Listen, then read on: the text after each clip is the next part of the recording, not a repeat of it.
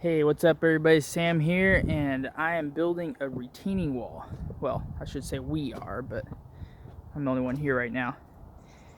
And I wanted to show you this retaining wall real quick. It's a beautiful wall, really happy with it. But I wanted to show you a few things if you're gonna build a retaining wall with Versalock, different ways to pin the blocks, and share that with you all. So first of all, there's two ways you can pin the blocks. Let me get some pins here. These are the plastic pins that go with these.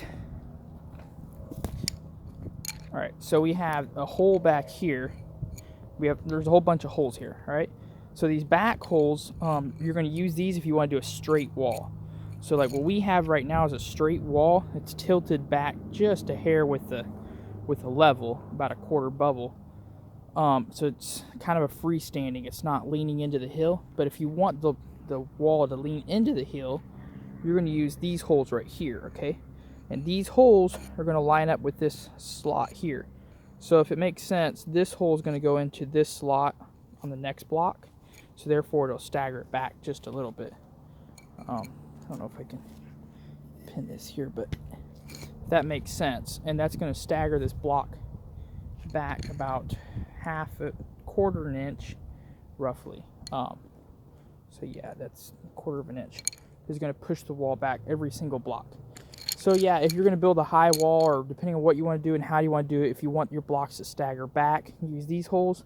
If you don't, use these holes. So the wall we're building here it's about 3.5 foot high.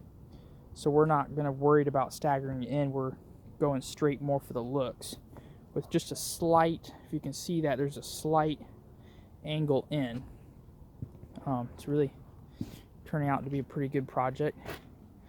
The old retaining wall, the blocks were falling all apart, so they were failing, and we just built a new wall here, or building a new wall.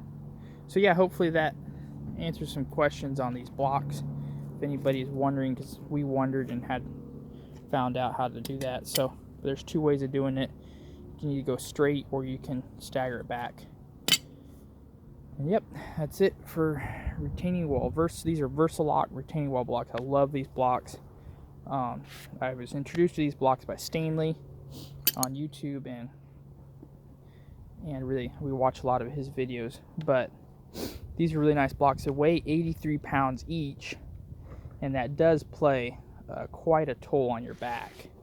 I'm gonna tell you that for sure. But other than that, I love the blocks. I mean, the walls are solid. It's not going anywhere. But yeah, here maybe I can show you what we're doing for base. Might as well, since we're filming here. So we got a base here now. I don't normally use sand, but this is a little different scenario. So we got sand down here. If you can see, there's just about a quarter of an inch of sand. Everything else is rock. You can see the rock. So we level the rock out, we compact it, and then lay a thin layer of sand. I pretty much use the sand to fill in between the rock, just because normally I use 3/8 rock, but I don't. Instead of getting some, we just did it a little differently. But yeah. So in this case, sand is perfectly fine. But and we're also building a wall inside that window well. But yeah, that's the gist of it. That's it for now.